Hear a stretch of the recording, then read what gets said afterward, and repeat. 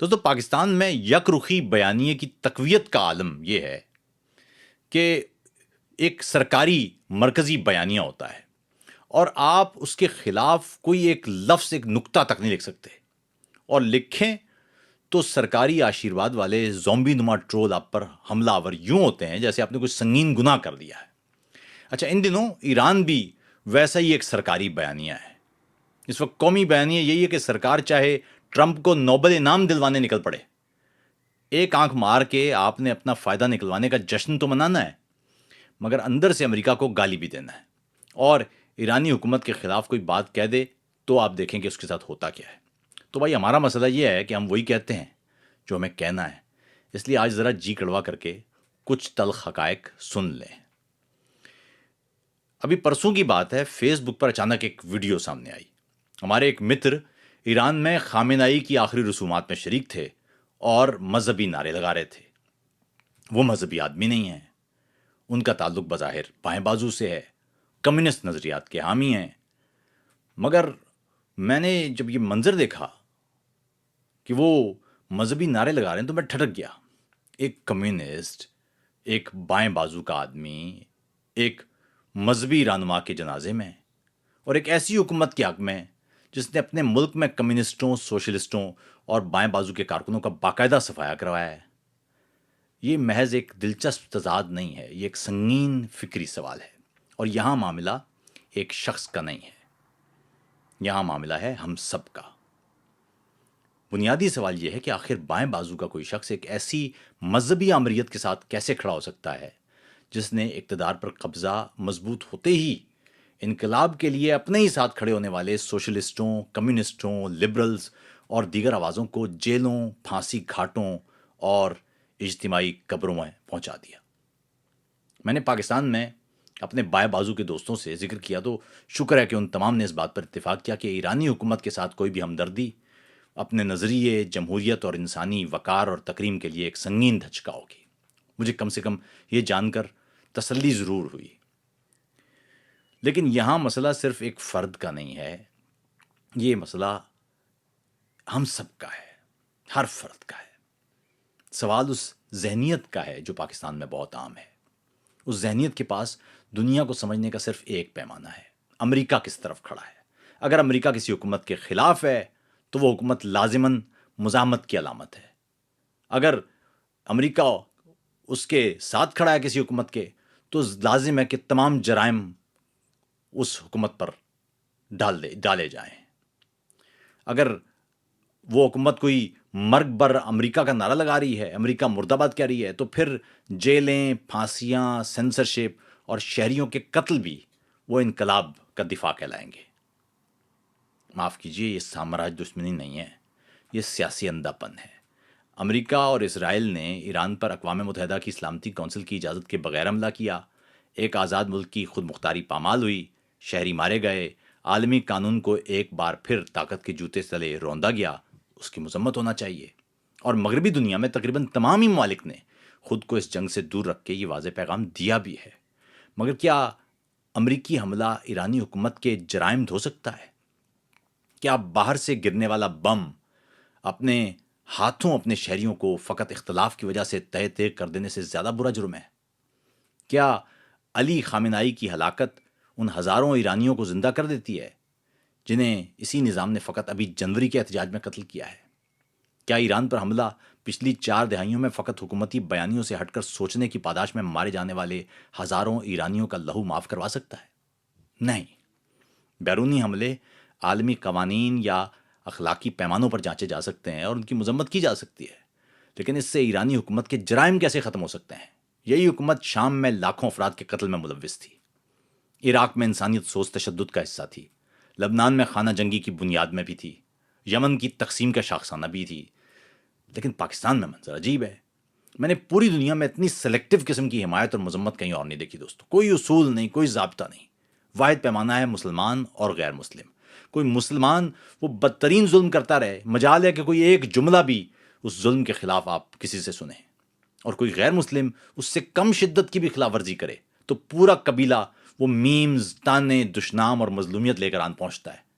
ابھی کل کی بات ہے، میں نے ایک پوسٹ میں مصری فٹ بال ٹیم کے وہ قابل عزت طریقے سے ہار ماننے کے بجائے نہایت گھٹیا رویے کی مذمت لکھ دی. اچھا ہو سکتا ہے میں نے غلط بات لکھی ہو بھائی, تو آپ اس کا رد لکھ دیجئے. اس کے نیچے ہماری ایک اچھی خاصی بظاہر پڑھی لکھی دوست وہ کمنٹ سیکشن میں موجود ہوئیں. عاطف صاحب آپ یورپ پر تو تنقید کرتے نہیں ہیں, آپ غزہ اور ایران میں مارے جانے والے مسلمانوں پر تو نہیں لکھتے. میں نے کہا محترمہ کیسا اچھا ہوتا کہ اس فہرست میں آپ وہ غزہ اور ایران کے عظیم مسلمانوں کے ساتھ ساتھ وہ شام, افغانستان, یمن, سوڈان, صومالیہ یا کم از کم اپنی سرزمین کے بلوچوں اور پشتونوں جیسے کم درجے کے مسلمانوں کا ذکر بھی کر دیتی, کوئی ایک آدھ لفظی لکھ دیتی. اس واقعی اصول پر ظلم کا رونا تو تھا, تو اسرائیل میں حماس کے ہاتھوں مرنے والے بچوں کا بھی کچھ سوچتی, ان کو بھی اپنا بچہ سمجھ لیتی. آپ کو اختلاف ہو سکتا ہے تو کسی ملک اور اس کی پالیسیوں سے ہو سکتا ہے. عام انسانوں کو آپ مذہب, رنگ یا نسل کی بنیاد پر کیسے انسان ماننے سے انکار کر سکتے ہیں؟ اگر غزہ کا کوئی بچہ آپ کا بچہ ہے تو اسرائیل کا کوئی بچہ بھی آپ کا بچہ ہونا چاہیے, شام کا بچہ بھی آپ کا بچہ ہونا چاہیے. وہ جو سوڈان میں 2 جرنیلوں کی لڑائی میں اب تک ہزاروں لوگ مر چکے ہیں وہ بھی آپ کے بچے ہونے چاہیے. اس صومالیہ میں جو الشباب کے ہاتھوں مارے گئے ہیں وہ بھی آپ کے بچے ہونے چاہیے. جو نائجیریا میں بوکو حرام کے ہاتھوں مرے گئے وہ بھی آپ کے بچے ہونے چاہیے. البغدادی نے وہ جو عزدی بچیوں کو کی منڈیاں لگائی ہیں وہ بھی آپ کی بچیاں ہونی چاہیے. افغانستان میں بچیاں اسکول نہیں جا رہی ہیں تو وہ بھی آپ کی بچیاں ہونی چاہیے. ایران میں امریکی بم سے کوئی بچی مرے تو پورا سوگ لکھنا ہے.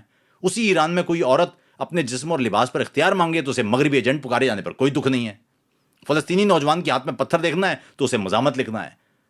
اگر ایرانی نوجوان حکومت کے خلاف نعرہ لگائے تو اسے فساد, سازش اور غداری قرار دینا ہے. کوئی غیر مسلم کی گولی سے مارا جائے تو ریاستی دہشت گردی پکارا جانا ہے. ایرانی پاسداران انقلاب کی گولی سے کوئی مرے تو اس کے ساتھ ایک موٹی گالی بھی دینا ہے.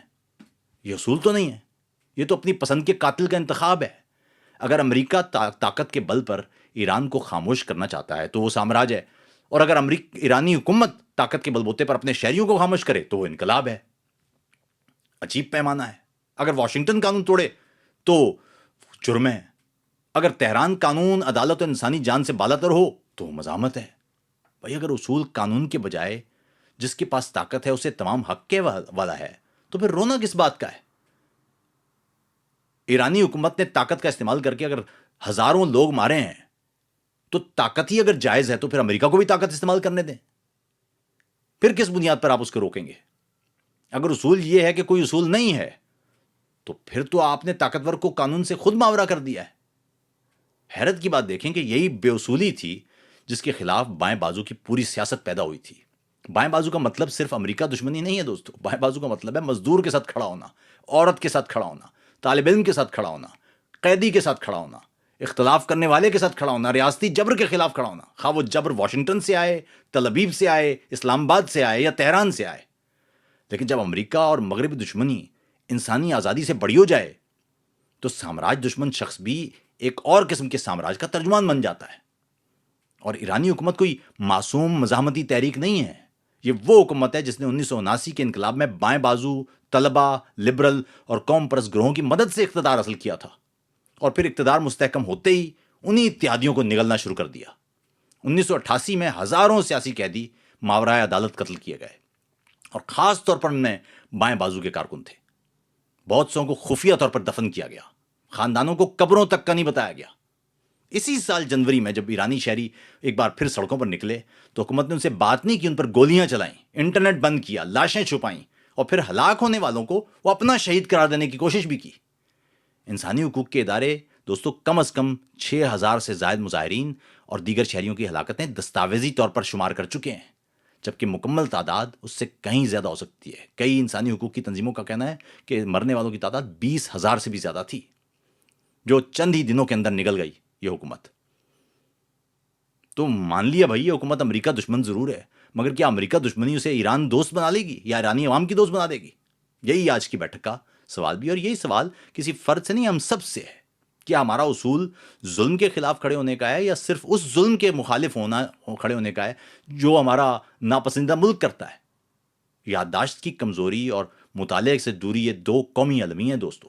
تو تھوڑا سا آپ کی یادداشت کو واپس لے آتے ہیں. 1989 ایران کی سڑکوں پر لاکھوں لوگ تھے, اور وہ صرف مذہبی نہیں تھے, وہاں طالب علم تھے, دانشور تھے, خواتین تھیں, قوم پرست تھے, لبرلز تھے, بائیں بازو کی مختلف تنظیمیں تھیں. سب کا ایک ہی مطالبہ تھا, شاہ کو جانا ہوگا, شاہ محمد رضا پہلوی کی حکومت آمرانہ ہے، خفیہ پولیس جو ان کی تھی سواق کے نام سے، وہ اختلاف کرنے والوں کو گرفتار کرتی ہے، تشدد کرتی ہے، سیاسی آزادی محدود ہے۔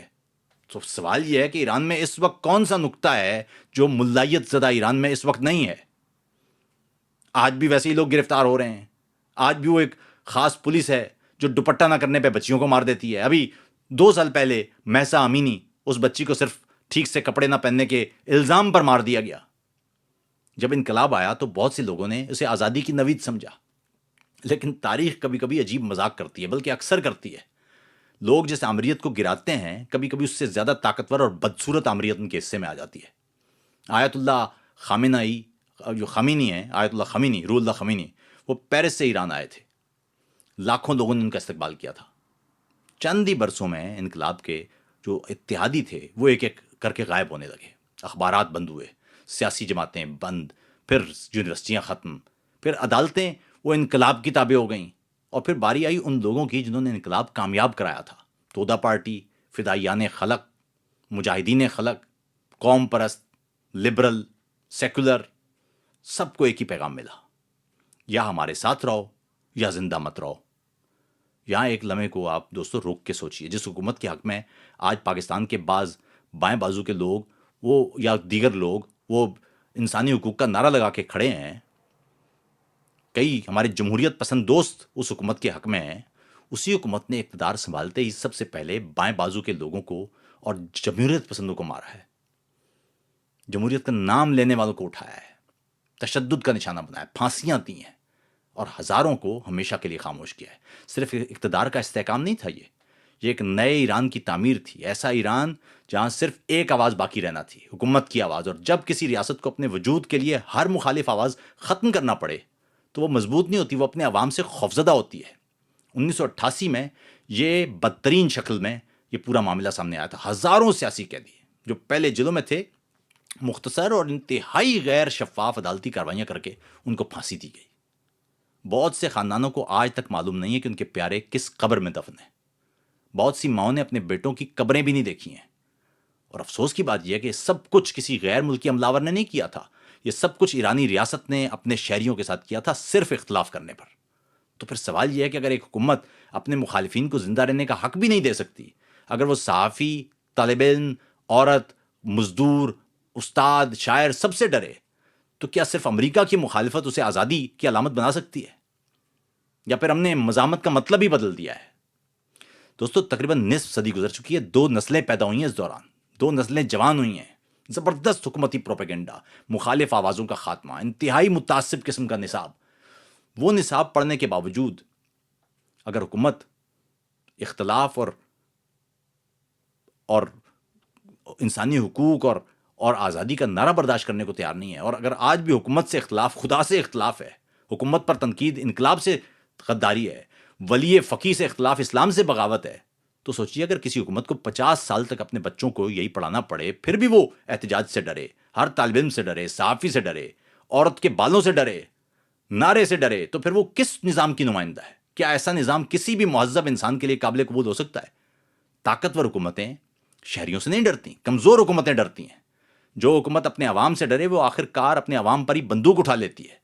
لیکن آج میں صرف ایران کی بات نہیں کر رہا، یہ بات میں پاکستان کی بھی کر رہا ہوں۔ مجھے حیرت اس بات پر نہیں کہ ایرانی حکومت اپنے جرائم چھپاتی ہے، ہر آمریت یہی کرتی ہے۔ مجھے حیرت یہ ہے کہ پاکستان میں پڑھے لکھے لوگ، اپنے آپ کو ترقی پسند کہنے والے لوگ، آزادی، مساوات اور انسانی حقوق کی بات کرنے والے لوگ ایسی حکومت کے دفاع میں کھڑے ہو جاتے ہیں، صرف اس لیے کہ وہ امریکہ کی دشمن ہے۔ بھائی اگر یہی معیار ہے تو پھر اصول تو ختم ہو گئے، نظریہ تو نہیں رہا، پھر تو کیمپ رہ گئے، جھنڈے رہ گئے، نعرے رہ گئے۔ یعنی سوال یہ ہے کہ قانون شکنی کا رونا کیسا ہے؟ پھر طاقت کے قانون نہ ماننے کی شکایت کیوں ہے؟ پھر عالمی آرڈر ٹوٹنے پر واویلا کس بات کا ہے؟ جب اصول کے بجائے آپ کا مسئلہ کیمپ ہے، تو کیمپ تو آپ کے مخالف کا بھی ہو سکتا ہے۔ ویسے سیاست اصول کے بجائے کیمپوں میں تقسیم ہو جائے نا دوستو، تو سچ سب سے پہلے مارا جاتا ہے۔ میں ایک بار پھر واضح کر دوں، امریکہ نے ایران پر حملہ کیا ہے، بین الاقوامی قانون کو نظر انداز کیا ہے، اس پر تنقید ہونا چاہیے، کھل کر ہونا چاہیے، لیکن میں اس ظلم کی مذمت کرتے ہوئے دوسرے ظلم کا وکیل تو نہیں بن سکتا۔ میں غزہ کے مرنے والے بچوں کے لیے آواز اٹھاؤں گا تو حماس کے ہاتھوں مرنے والے اسرائیلی بچوں کے لیے بھی ویسا ہی دکھ محسوس کروں گا۔ میں ایران پر بم گرنے پر افسوس کروں گا تو تہران کی ملا حکومت کے ہاتھوں مرنے والے ایرانی نوجوانوں کا نوحہ لکھوں گا. میں امریکہ یا اسرائیل کے ہاتھوں کسی عالمی قانون کی پامالی پر تنقید کروں گا تو ایرانی حکومت کی جیلوں، پھانسیوں اور ریاستی تشدد پر بھی ویسی تنقید ہوگی. کیونکہ اگر میری انسان دوستی سرحد دیکھ کر بدل جاتی ہے، رنگ اور نسل یا مذہب دیکھ کر بدل جاتی ہے، تو پھر میں انسان دوستی تو نہیں ہے. اگر میرا انصاف وہ پرچم دیکھ کر بدل جائے تو پھر وہ انصاف تو نہیں ہے. اگر میرا اصول وہ میرے پسندیدہ حکمران کے لیے ہو تو پھر وہ اصول تو نہیں ہے، وہ تو تعصب ہے. اور شاید یہی وجہ ہے کہ تاریخ ہمیشہ ایک سوال پوچھتی ہے: جب ظلم ہو رہا تھا تم کس کے ساتھ کھڑے تھے؟ طاقت کے ساتھ یا انسان کے ساتھ؟ میرا جواب واضح ہے: میں امریکہ کے ساتھ نہیں ہوں، میں ایرانی ملائیت کے ساتھ نہیں ہوں، میں انسان کے ساتھ ہوں. میں ہر اس انسان کے ساتھ ہوں جو ریاست کے سامنے صرف اس لیے کھڑا ہے کہ وہ زندہ رہنا چاہتا ہے، آزاد رہنا چاہتا ہے اور باوقار زندگی گزارنا چاہتا ہے. اصول اگر سب پر ایک جیسے لاگو ہوں گے تو وہ اصول ہوں گے. اگر اصول لاگو نہیں ہوں گے وہ اصول نہیں ہوں گے، وہ مفاد ہوں گے. اور جو لوگ مفاد کو اصول کا نام دیتے ہیں وہ تاریخ میں کبھی مظلوموں کے ساتھ نہیں کھڑے ہوتے. وہ ہمیشہ کسی نہ کسی ظالم، کسی نہ کسی طاقت کے ساتھ کھڑے ہوتے ہیں. فیصلہ آپ کو خود کرنا ہے. آپ کی ہمدردی کس حکومت کے ساتھ ہے؟ آپ کا جو ٹلٹ ہے وہ کس ریاست کے ساتھ ہے؟ آپ پالیسی پر اختلاف نہ کر سکیں، آپ بات نہ کر سکیں، آپ رو نہ سکیں، آپ چیخ نہ سکیں. آپ کو کبھی مذہب کے نام پر، کبھی مسلک کے نام پر، کبھی فرقے کے نام پر آپ کو مار دیا جائے.